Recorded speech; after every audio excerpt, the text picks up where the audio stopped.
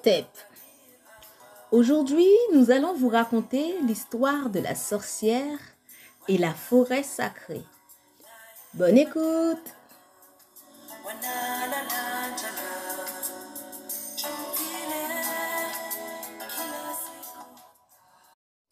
Il était une fois une sorcière vivant au plus profond d'une forêt appelée l'Aakam. Dans cette forêt, il y avait des créatures monstrueuses, des créatures légendaires et des créatures fantastiques. La sorcière était tout aussi mystique et mythique que les animaux. Dans les villages aux alentours de la forêt, les habitants se transmettaient la légende de la sorcière de génération en génération. Cette légende était vieille depuis plus d'une centaine d'années.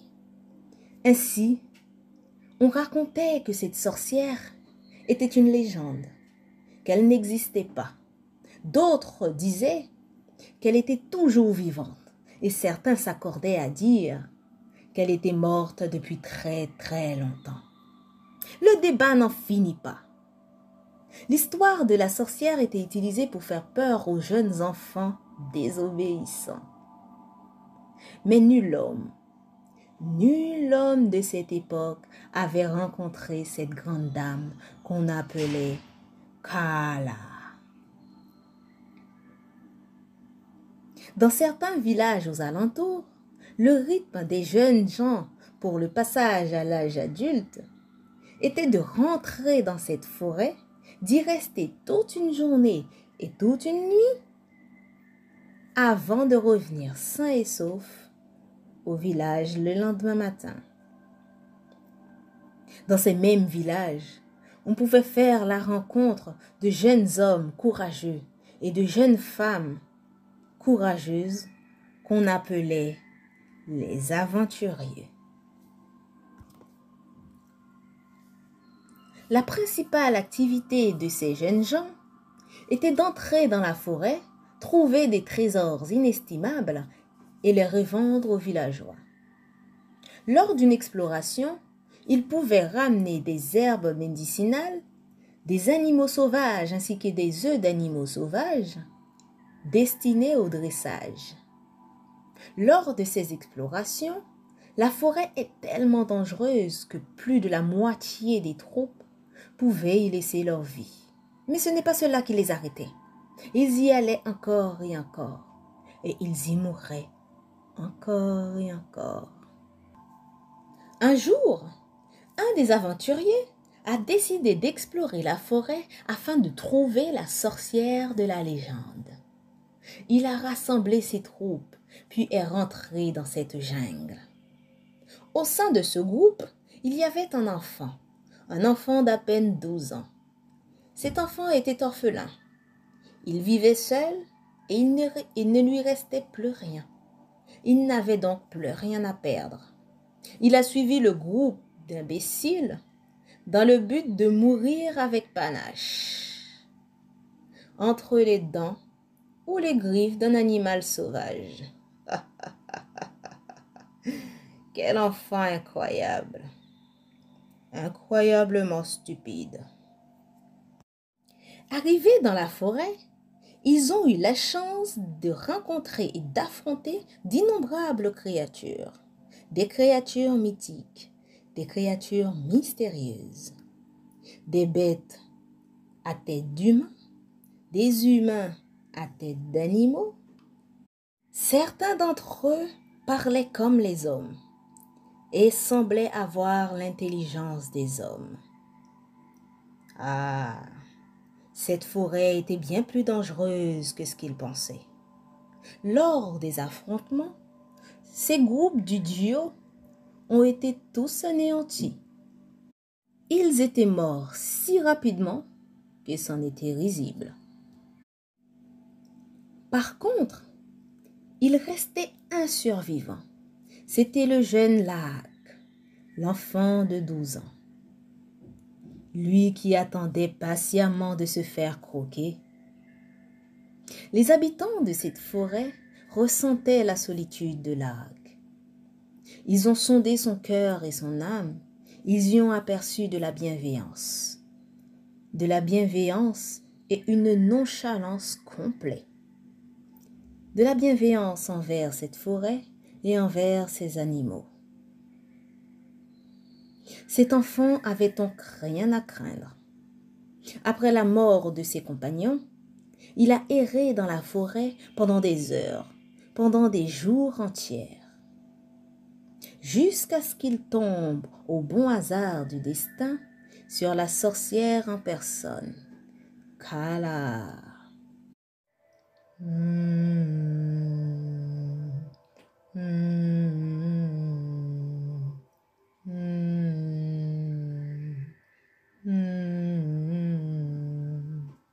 À l'écoute de cet air, la hague s'est tout de suite assise sur le tronc d'un arbre perdu dans ses pensées.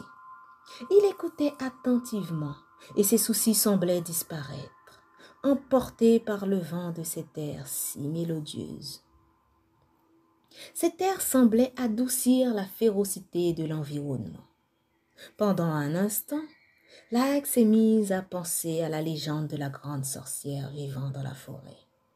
Et il se demandait si cette dame de moins de 50 ans n'était pas cette sorcière en question. Encore une fois, voilà que ses pensées suicidaires revenaient. Ah, voilà ma chance de mourir dans la main d'une grande dame. C'est mieux que de se faire croquer, et encore mieux que de mourir entouré des humains plus idiots les uns que les autres.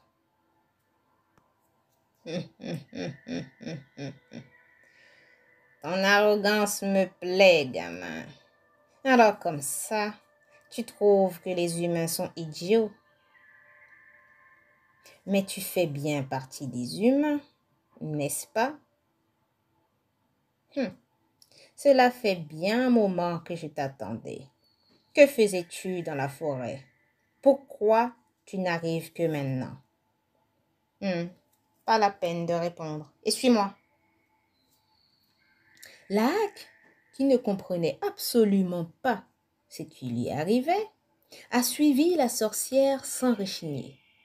Arrivée à l'endroit qui semblait être son repère, elle lui a donné à manger et à boire. Puis, elle s'est mise à raconter son histoire.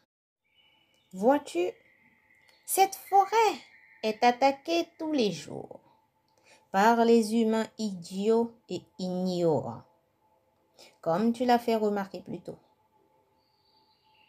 La forêt est sacrée et les habitants le sont tout aussi. Les humains ne savent pas comment gérer et protéger le sacré. Ils ne comprennent pas que nul ne peut toucher au sacré.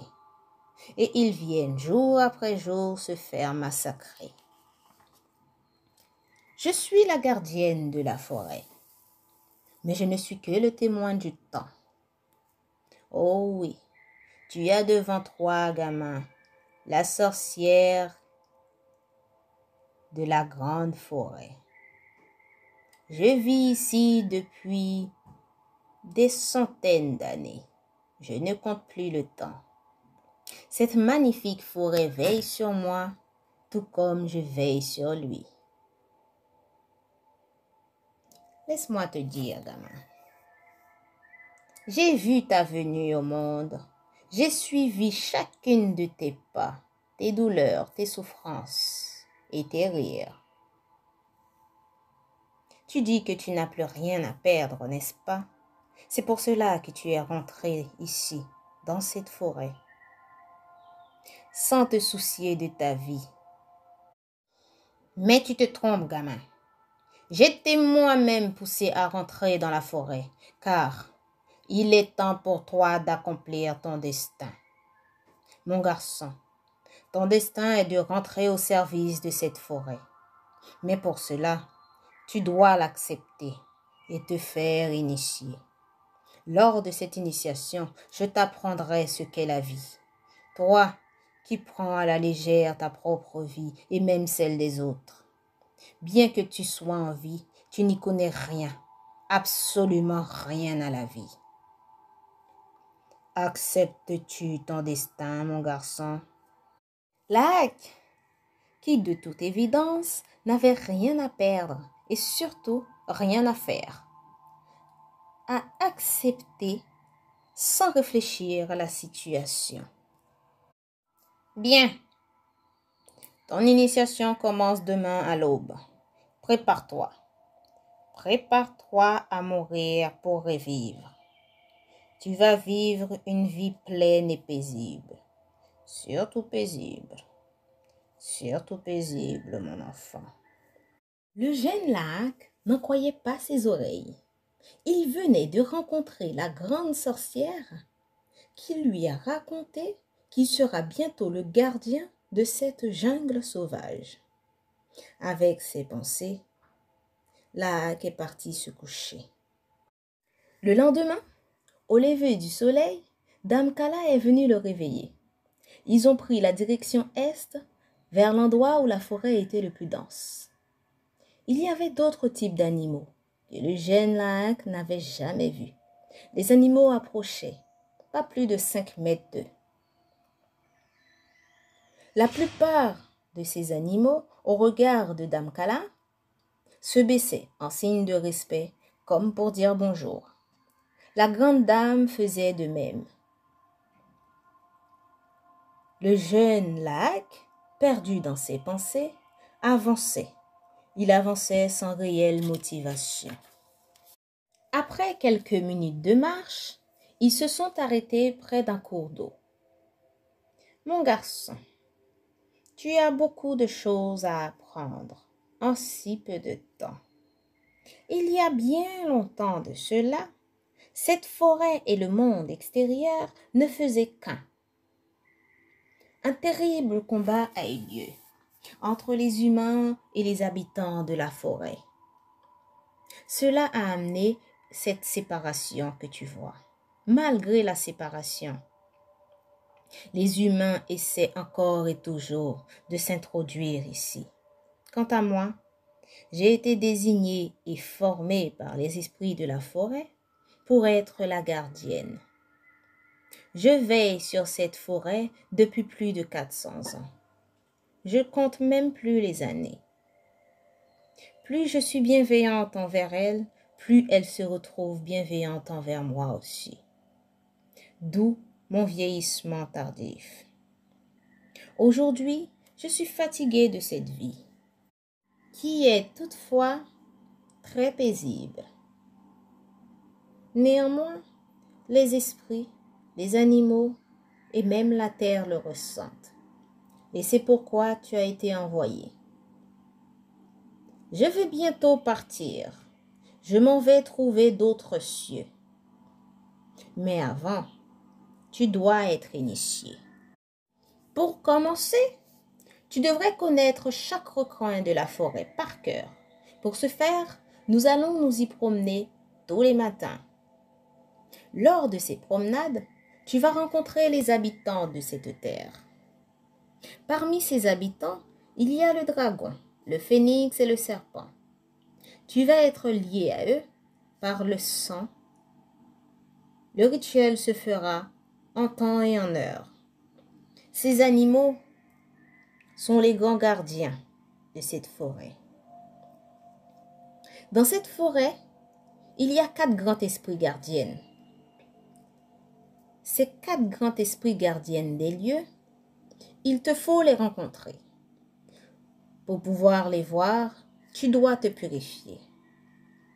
Je m'occupe de te purifier. Je te ferai boire des décoctions de racines et d'herbes durant 7 jours. Et pour finir, tu vas devoir faire un grand travail sur toi-même. Lorsque tu seras prêt, tu pourras enfin rentrer en communication et en symbiose avec la terre et tout ce qui s'y trouve. Et oui, jeune homme, tu vas veiller sur cette terre comme sur ta propre vie. Et tu vas dédier ta vie à la forêt comme je l'ai fait avant toi. Voici comment a commencé l'initiation du jeune Laak dans la forêt sacrée et au vu de devenir le gardien de la forêt.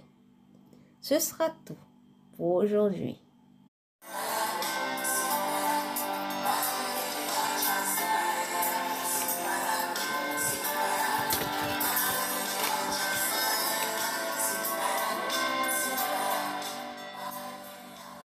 Cette histoire vous a été contée par la prêtresse Shedo. Si vous aussi vous avez des contes, des histoires à nous faire parvenir, mettez-les dans les commentaires.